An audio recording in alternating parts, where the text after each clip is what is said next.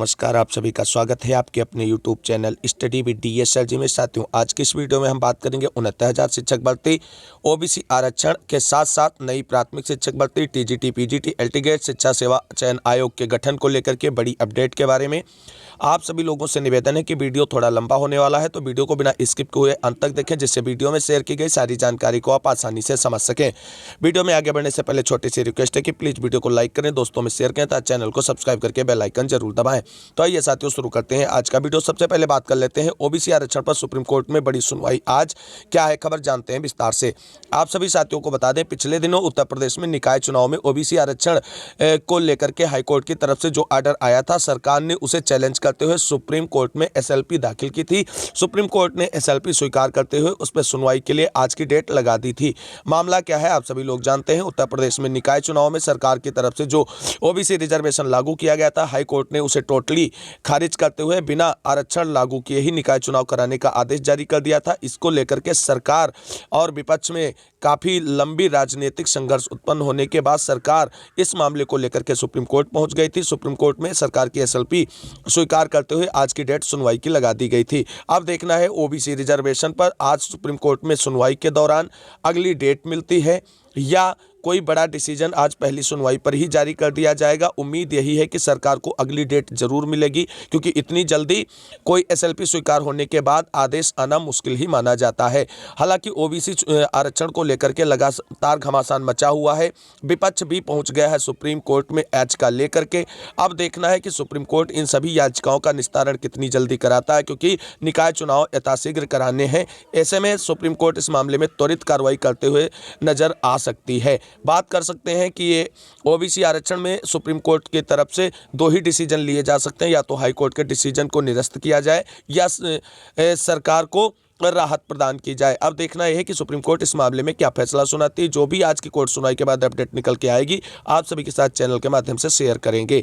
अब बात कर लेते हैं आज की बड़ी खबरों के बारे में, जो 69,000 शिक्षक भर्ती से जुड़ी हुई है और उसके साथ साथ नई प्राथमिक शिक्षक भर्ती से जुड़ी हुई है। और कल की कैबिनेट मीटिंग जो हुई माननीय मुख्यमंत्री जी की, उसमें लिए गए महत्वपूर्ण निर्णयों से संबंधित है, जो आप सभी लोग जानते हैं कि एक महत्वपूर्ण बैठक थी और उसमें महत्वपूर्ण डिसीजन लिए गए हैं। पिछली वीडियो में चर्चा की जा चुकी है। यहाँ पे केवल उन सभी मुद्दों को समराइज करेंगे जो आप सभी लोगों के लिए बहुत ही महत्वपूर्ण है।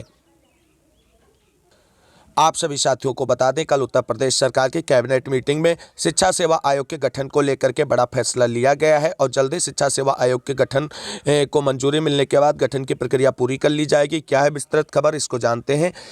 प्रदेश को जल्द मिलेगा शिक्षा सेवा आयोग। आयोग का मसौदा तैयार कर लिया गया है। मुख्यमंत्री योगी जी ने सैद्धांतिक सहमति भी इसकी प्रदान कर दी है।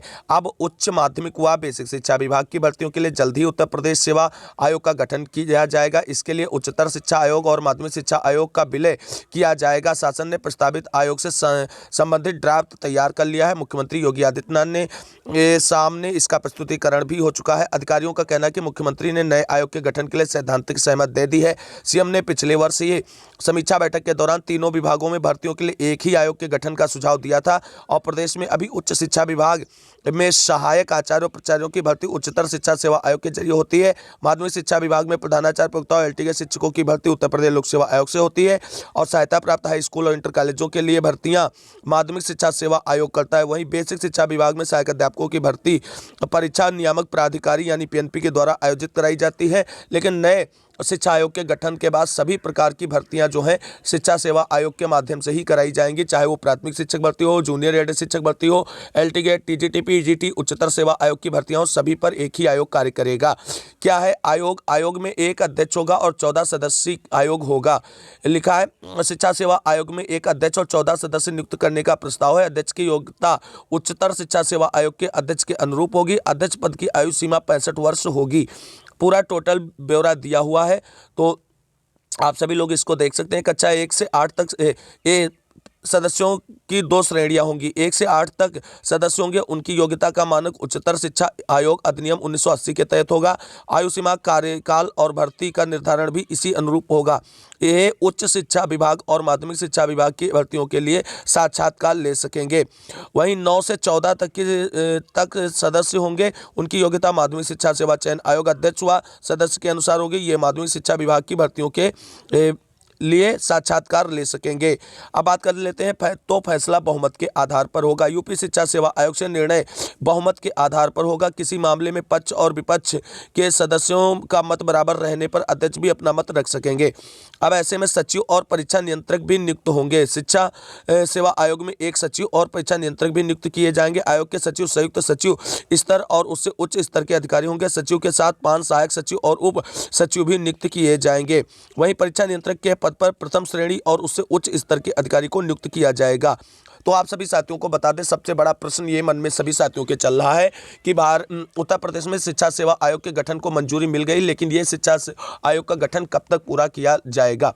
तो आप सभी साथियों को बता दें कि शिक्षा सेवा चयन आयोग के गठन को लेकर के जो मसौदा है वो पहले ही पिछले वर्ष ही तैयार कर लिया गया था, लेकिन अब उसमें कुछ अपडेट करने के बाद इसके गठन का जो है वास्तविक रूप और निर्णय सामने आ जाएगा और इसकी जो स्थापना है वो आप सभी को बता दें अप्रैल माह तक पूरी कर ली जाएगी। यानी नए शिक्षा सेवा आयोग जो है इसका गठन अप्रैल माह तक पूरा कर लिया जाएगा और नए शिक्षा सेवा आयोग के बाद ही अब उत्तर प्रदेश में यूपी टेट, सुपर टेट और अन्य शिक्षक भर्तियों की परीक्षा देखने को मिलेगी। तो आप सभी लोग नए शिक्षा आयोग के गठन तक किसी भी भर्ती परीक्षा के इंतजार में ना रहें, क्योंकि जब तक इस आयोग का गठन नहीं कर लिया जाता है तब तक आप सभी को बता दें कोई भी शिक्षक भर्ती का आयोजन अब नहीं होने वाला है। 12 साल से टीटी का आयोजन करा रही पीएनपी का भी हस्तक्षेप अब खत्म होने वाला है, यानी पीएनपी का अस्तित्व समाप्त होने वाला है, क्योंकि अब टीटी एग्जाम और सुपर टेट एग्जाम जो पीएनपी कराया करती थी वो अब शिक्षा सेवा आयोग के माध्यम से कराया जाएगा। तो देखते हैं उत्तर प्रदेश सरकार शिक्षा सेवा आयोग का गठन कितनी जल्दी कर लेती है और कब नई शिक्षक भर्ती और यूपीटीटी का अनाउंसमेंट होता है और जो वर्तमान में गतिमान शिक्षक भर्तियां हैं उनकी परीक्षा शिक्षा सेवा आयोग के गठन के कितने दिनों के अंदर करा ली जाएंगी। जो भी अपडेट जुड़ी होगी इससे आप सभी के लिए चैनल के माध्यम से शेयर करेंगे। कल की कैबिनेट मीटिंग में एक और बड़ा फैसला लिया गया है उत्तर प्रदेश सरकार की तरफ से। उत्तर प्रदेश लोक सेवा आयोग में लागू हुआ ओटीआर सिस्टम, तो इससे प्रतियोगी छात्रों को एक बार रजिस्ट्रेशन कराना होगा, बार बार डिटेल फिल करने से मुक्ति उनको मिल जाएगी। उत्तर प्रदेश लोक सेवा आयोग की विभिन्न चयन परीक्षाओं के लिए अभ्यर्थी को अब बार बार अपना व्यक्तिगत विवरण देना होगा, देना नहीं होगा। आयोग की एकल अवसरी पंजीकरण यानी ओटीआर व्यवस्था ने अभ्यर्थियों को इस झंझट से मुक्ति दे दी है। मुख्यमंत्री ने मंगलवार को यूपीपीएससी में आवेदन के लिए एकल अवसरी पंजीकरण व्यवस्था और आयोग की नई वेबसाइट ई परीक्षा यानी OTR.परीक्षा.nic.in का लोकार्पण किया। इस अवसर पर मुख्यमंत्री ने आयोग को भावी योजनाओं चयन कैलेंडर के संबंध में दिशा निर्देश भी जारी कर दिए हैं। तो कहीं ना कहीं ये इस तरीके की पहल अभ्यर्थियों के लिए कुछ न कुछ सुविधाजनक जरूर होने वाली है, क्योंकि जब हम फॉर्म फिलअप करते हैं तो बार बार हमने पर्सनल डिटेल को भरने में दिक्कत होती है। ऐसे में अगर ओटीआर सिस्टम आ जाता है तो हम सभी लोगों को बार बार इस सभी कार्यों को नहीं करना पड़ेगा और केवल वन टाइम पासवर्ड टाइप का सिस्टम होगा और उसको भरने के बाद आप सभी का डिटेल अपने आप आ जाएगा। तो एक अच्छी प्रक्रिया है, इसे जरूर लागू किया जाना चाहिए था, जो लागू कर दिया गया है सरकार की तरफ से। और अब बात कर लेते हैं आज की अन्य प्रमुख खबरों के बारे में। अब बात कर लेते हैं टीजीटी पीजीटी शिक्षक भर्ती से जुड़ी हुई बड़ी खबर के साथ साथ एलटीए शिक्षक भर्ती पर क्या है आज की बड़ी अपडेट। तो आप सभी साथियों को बता दें टीजीटी पीजीटी भर्ती परीक्षा के लिए अभ्यर्थी लगातार संघर्षरत है और एग्जाम डेट अनाउंस कराने के लिए लगातार धरना प्रदर्शन, आंदोलन और ज्ञापन सभी कार्य किए जा रहे हैं। लेकिन अब आप सभी को बता दें एलटी ग्रेड के साथ साथ टीजीटी पीजीटी शिक्षक भर्ती परीक्षा का इंतजार अभ्यर्थियों को कुछ और करना पड़ सकता है, क्योंकि आप सभी को बता दें जब तक अब नए शिक्षा आयोग का गठन नहीं हो जाता तब तक वर्तमान में गतिमान टीजीटी पीजीटी शिक्षक भर्ती का एग्जाम भी नहीं होगा और एलटी ग्रेड शिक्षक भर्ती का विज्ञापन भी नहीं आने वाला है। तो आप सभी साथियों को देखते हैं क्या है खबर। प्रदेश के अशासकीय सहायता प्राप्त विद्यालयों में असिस्टेंट प्रोफेसर भर्ती और अशासकीय विद्यालयों में सहायक अध्यापक यानी टीजीटी एवं प्रवक्ता भर्ती के लिए अभ्यर्थियों को अभी इंतजार करना पड़ सकता है। प्रदेश में नए शिक्षा आयोग के गठन के कवायद तेज होने के बाद ये भर्तियां अब नए आयोग के अस्तित्व में आने तक फंस सकती हैं। मुख्यमंत्री ने बेसिक, माध्यमिक तथा उच्च शिक्षा में शिक्षक भर्ती के लिए एक आयोग के गठन की बात कही। इसके लिए प्रस्ताव भी मांग लिया गया है। ऐसे में माध्यमिक शिक्षा सेवा चयन बोर्ड और उच्चतर शिक्षा सेवा चयन आयोग को अब नया शिक्षा आयोग में समाहित कर लिया जाएगा। वहीं राजकीय विद्यालयों एवं महाविद्यालयों की भर्तियां भी नए आयोग के माध्यम से कराए जाने की तैयारी है। साथ ही बेसिक शिक्षा विभाग में शिक्षकों की भर्ती भी अब नए आयोग के माध्यम से होगी। चयन बोर्ड की ओर से शासकीय विद्यालयों में टीजीटी पीजीटी के 4163 पदों पर भर्ती के लिए अगस्त 2022 में आवेदन की प्रक्रिया पूरी हो चुकी है, लेकिन चयन बोर्ड में सदस्यों के सभी 10 पद रिक्त पड़े हैं और अध्यक्ष भी अप्रैल 2023 में रिटायर होने जा रहे हैं। परीक्षा तिथि अभी तक घोषित नहीं की गई है और न ही नए सदस्यों की नियुक्ति की गई है। इससे में नए शिक्षा आयोग के गठन होने तक यह भर्ती फंस सकती है। वहीं उच्चतर शिक्षा सेवा आयोग की ओर से शासकीय महाविद्यालय में असिस्टेंट प्रोफेसर के 1017 पदों पर भर्ती के लिए आवेदन की प्रक्रिया अगस्त 2022 में पूरी चुकी है। अभी तक परीक्षा तिथि घोषित नहीं हुई है वह आयोग ने भी अब तक असिस्टेंट भर्ती परीक्षा की तिथि घोषित नहीं की गई है। तो ऐसे में आप सभी साथियों को बता दें, वर्तमान में गतिमान जो भर्तियां हैं वो भी नए शिक्षा सेवा आयोग के गठन तक लंबित हो जाएंगी और एलटी के शिक्षक भर्ती जिसका विज्ञापन के लिए अध्याचन प्रक्रिया पूरी हो चुकी है और 5418 पदों पर अध्याचन प्राप्त हो चुका है, उसके विज्ञापन को लेकर के भी इंतजार करना पड़ेगा, क्योंकि अब सब कुछ नए शिक्षा सेवा आयोग के गठन के बाद होगा। जो जानकारी निकल करके आ रही नई शिक्षा सेवा आयोग के गठन की, वो आपको बता दें फरवरी से प्रोसेस शुरू होकर के अप्रैल तक इस आयोग के गठन की प्रोसेस पूरी कर ली जाएगी। सभी सदस्यों और अध्यक्षों की नियुक्ति प्रक्रिया पूरी कर ली जाएगी और अप्रैल से ये विधिवत अपना कार्य करने लगेगा। आप देखना है अप्रैल में कार्य रूप शुरू करने के समय शिक्षा सेवा आयोग की तरफ से टीजीटी पीजीटी और उच्चतर शिक्षा में असिस्टेंट प्रोफेसर के पदों की भर्ती परीक्षा सबसे पहले आयोग कराता है या यूपीटीटी का आयोजन सबसे पहले कराएगा। जो भी अपडेट होगा इससे जुड़ी हुई चैनल के माध्यम से शेयर करते रहेंगे। साथियों, आप सभी को बता दें कल नए शिक्षा सेवा आयोग के गठन को लेकर के कैबिनेट मीटिंग में लिए गए महत्वपूर्ण फैसले के बाद उत्तर प्रदेश में नई प्राथमिक शिक्षक भर्ती को लेकर के सरगर्मियां तेज हो गई हैं और अभ्यर्थी जो हैं उनको लगातार उम्मीदें बढ़ती जा रही हैं कि शिक्षा सेवा आयोग गठन के बाद आप सभी को एक बड़ी प्राथमिक शिक्षक भर्ती देखने को मिलेगी। लगभग 63,000 पदों पर भर्ती विज्ञापन तो जरूर देखने को मिलेगा, लेकिन आप सभी साथियों को बता दें उत्तर प्रदेश में नई शिक्षक भर्ती से पहले नए शिक्षा आयोग के द्वारा यूपीटीटी का आयोजन कराया जाएगा और उसके बाद सुपर टेट का आयोजन नए शिक्षा सेवा आयोग के द्वारा ही कराया जाएगा। और आप सभी को बता दें लगभग 63,000 पदों पर नई प्राथमिक शिक्षक भर्ती का विज्ञापन पक्का माना जा रहा है, लेकिन इस बार की प्राथमिक शिक्षक भर्ती में एक बड़ा परिवर्तन देखने को मिल सकता है। आप सभी को बता दें नई प्राथमिक शिक्षक भर्ती के सिलेबस में परिवर्तन के साथ साथ प्रोसेस जो सिलेक्शन प्रोसेस होगा उसमें भी आपको बता दें एक बड़ा परिवर्तन देखने को मिलेगा, जिसके कुछ झलकियां निकलकर सामने आ रही हैं। आप सभी को बता दें, आप सभी लोग देख सकते हैं गा वर्गीय सेवाएं प्राथमिक शिक्षा में सहायक अध्यापकों की भर्ती साक्षात्कार नहीं होगा। सबसे बड़ी चीज है कि इंटरव्यू नहीं होगा और परीक्षा में अभ्यर्थी के भाषा ज्ञान शिक्षक अभिरुचि सामान्य अध्ययन पर आधारित लिखित परीक्षा एवं केंद्र सरकार द्वारा राज्य सरकार द्वारा यानी टेट और सीटेट किसी में एक में द्वारा अर्हता निर्धारित टीटी अथवा सीटीटी के प्राप्त अंकों के 1/4 अंक तथा अभ्यर्थी के मेरिट का भी अंक निर्धारित कर चयन किया जाएगा। तो आप सभी साथियों को बता दें कि खबर ये निकल करके आ रही है कि जो एकेडमिक काउंट की जाती थी सुपर टेट एग्जाम के बाद में, वो आप सभी को बता दें इस बार रिप्लेस होने वाली है। तो एकेडमिक एग्जाम्स जो कटऑफ है उसको लेकर के टेंशन नहीं लेना है। इस बार की शिक्षक भर्ती जो है वो आपको बता दें कि सुपर टेट और यूपी टेट के मार्क को जोड़कर ही कटऑफ बनाई जाएगी। तो आप सभी को बता दें सुपर टेट का आयोजन होने से पहले जो यूपी टेट का एग्जाम होगा सभी अभ्यर्थी उसमें बैठ के अपने यूपी टेट स्कोर को अच्छा कर लें, क्योंकि आप सभी को बता दें सुपर टेट एग्जाम के बाद जो फाइनल कटऑफ बनेगी वो सुपर टेट एग्जाम और टेट के नंबर को जोड़कर बनेगी। ऐसे में जिनके नंबर टेट में अच्छे होंगे और सुपर टेट में अभी अच्छे होंगे उनका सिलेक्शन होने के 100% चांसेस बन जाएंगे। तो देखना है इस परिवर्तन का ऑफिशियल नोटिफिकेशन जारी किया जाएगा शिक्षा सेवा आयोग की तरफ से गठन के बाद, या केवल ये अफवाह मात्र है। जो भी अपडेट होगी इससे जुड़ी हुई आप सभी के साथ शेयर करेंगे, लेकिन ये आपको बता दें शिक्षा सेवा चयन आयोग के बाद इस बार 2023 में यूपीटीटी के बाद में सुपर टेट का एग्जाम आप सभी को देखने को मिलेगा। आप सभी लोग अपनी तैयारियों पे फोकस करते रहें, क्योंकि शिक्षा सेवा चयन आयोग के बाद उम्मीद ये लगाई जा रही है कि त्वरित रूप से कार्य प्रणाली सुधार करते हुए एक्शन लेगा ये विभाग आयोग और जल्द ही सभी प्रक्रियाएं पूरी करने के लिए प्रयास करेगा। देखना है कितनी एक्शन में आता है ये आयोग और क्या इससे लाभ होगा अभ्यर्थियों को। जो भी होगा समय पर निर्भर करेगा। यहाँ भी आप सभी लोग देख सकते हैं कि बेसिक शिक्षा विभाग की प्राथमिक अध्यापक की भर्ती में अब टेट या सीटेट के प्राप्तांक का 1/4 मेरिट में जोड़ा जाएगा।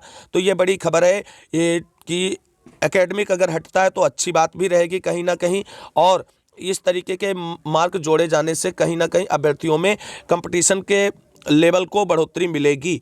लेकिन देखना है क्या आयोग इस तरीके के ऑफिशियल अपडेट जारी करेगा। ये आयोग के गठन के बाद सब कुछ क्लियर हो जाएगा। तब तक के लिए आप सभी लोग धैर्य बनाकर रखें, अपनी तैयारी करते रहें। अब बात कर लेते हैं 69,000 शिक्षक भर्ती में आंसर की प्रकरण से जुड़े हुए अभ्यर्थियों के लिए बड़ी अपडेट के बारे में। तो आप सभी साथियों को बता दें 69,000 शिक्षक भर्ती में आंसर की पीड़ित अभ्यर्थी जो हैं उनकी नियुक्ति प्रक्रिया को प्रोसेस में रखा गया है और पीएनपी की तरफ से उनके रिजल्ट जो हैं उनको रिवाइज्ड किया जा रहा है। और उधर एनआईसी की तरफ से जो सॉफ्टवेयर तैयार करने की खबर है वो लेकर बड़ी खबर आ रही है वहां से। आप सभी को बता दें, एनआईसी की तरफ से लगभग सॉफ्टवेयर कंप्लीट कर लिया गया है और 5 तारीख के बाद इस सॉफ्टवेयर की टेस्टिंग प्रक्रिया चालू हो जाएगी। और उम्मीद ये जताई जा रही है एनआईसी की तरफ से कि 10 जनवरी तक एनआईसी का सॉफ्टवेयर पूर्णतया काम करने लगेगा और इसकी टेस्टिंग सफल होने के बाद 10 जनवरी के बाद कभी भी एससीईआरटी की तरफ से एनआईसी के माध्यम से ऑनलाइन प्रत्यावेदन लिए जाएंगे 69,000 शिक्षक भर्ती में आंसर की पीड़ित अभ्यर्थियों के लिए तो ये बड़ी खबर है एनआईसी की तरफ से, क्योंकि लगभग उनका कार्य जो जानकारी निकल करके आ रही सॉफ्टवेयर डेवलपमेंट की वो पूरा हो चुका है और 5 तारीख से इसमें टेस्टिंग का कार्य चालू कर दिया जाएगा। अच्छी खबर है, देखना है 10 जनवरी तक जो खबर निकल करके आ रही है उस पर प्रत्यावेदन के ऑनलाइन आवेदन निकाले जाते हैं आंसर की पीड़ित अभ्यर्थियों के, या उन्हें और कुछ इंतजार करना पड़ेगा। तो साथियों, जो भी अपडेट आएगी आप सभी के साथ शेयर करेंगे। अब बात कर लेते हैं 69,000 शिक्षक भर्ती में 6800 से 1356 वाले मामले के कोर्ट ऑर्डर को लेकर के बड़ी अपडेट के बारे में। तो आप सभी साथियों को बता दें, मैंने पिछली कई वीडियो में आप सभी को 6800 वर्ष 1356 वाले मामले के कोर्ट डिलीवर डेट को लेकर के अपडेट प्रोवाइड की है और आज भी प्रोवाइड करने जा रहे हैं। आप सभी साथियों को मैंने पहले भी बताया था कि आज सुप्रीम कोर्ट में ओबीसी रिजर्वेशन पर सरकार की एसएलपी की सुनवाई, अगर वहां से सरकार के फेवर में कुछ होता है तो आप सभी को बता दें आप सभी का ऑर्डर जो है 10 जनवरी तक देखने को मिलेगा। अगर सरकार के फेवर में कुछ नहीं होता है तो आप सभी के मामले के कोर्ट ऑर्डर में और डेट डिले किया जा सकता है सरकार की तरफ से। लेकिन अब जो खबर निकल करके आ रही है वो प्रदीप बघेल की तरफ से आ रही है, जो आप सभी लोग जानते हैं 6800 मामले में आयोग टीम के सदस्य हैं और उन जो है अगवाकार भी हैं 6800 की तरफ से। क्या अपडेट उन्होंने प्रोवाइड की है 6800 से 1356 वाले मामले में कोर्ट ऑर्डर डिलीवर डेट को लेकर के, उसको जानते हैं। आप सभी साथी लोग देख सकते हैं, कोर्ट से प्राप्त जानकारी के अनुसार अभी तक ऑर्डर लिखा ही जा रहा है और इस हफ्ते आने के चांसेस नहीं है। जैसा कि मैंने भी बताया था वैसा प्रदीप भाई ने भी कोर्ट से जानकारी करने के बाद भी शेयर किया है। इंतजार चल रहा है लेकिन जीतेगा 6800 ही, लक्ष्य भेदा जा चुका है। 6800 अटल सत्य है और सत्य रहेगा। 6800 में चयनितों की नियुक्ति मिलेगी।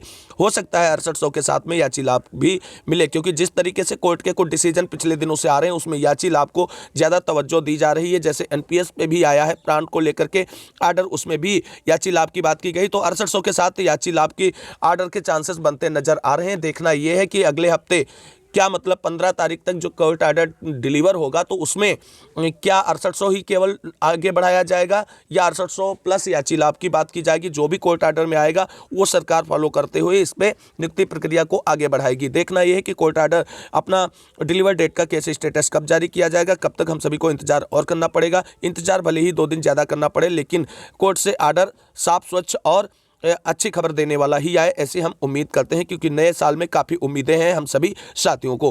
तो ये थी आज की महत्वपूर्ण अपडेट जिसको मैंने आप सभी के साथ शेयर किया है। उम्मीद है आप सभी लोगों की जानकारी हेल्पफुल होगी। अगर वीडियो अच्छी लगी तो प्लीज़ वीडियो को लाइक करें, दोस्तों में शेयर करें। अगर आपकी नई शिक्षक भर्ती या यूपी टेट 2023 से जुड़ी हुई कोई भी क्वायरी है आप कमेंट करके पूछ सकते हैं। यथाउचित आप सभी के सवालों का जवाब देने का प्रयत्न करेंगे। इस वीडियो को अंत तक देखने के लिए बहुत बहुत धन्यवाद। मिलेंगे अगली वीडियो में, तब तक के लिए सभी साथियों को जय हिंद, जय भारत, वंदे मातरम। आप सभी साथियों का दिन शुभ हो।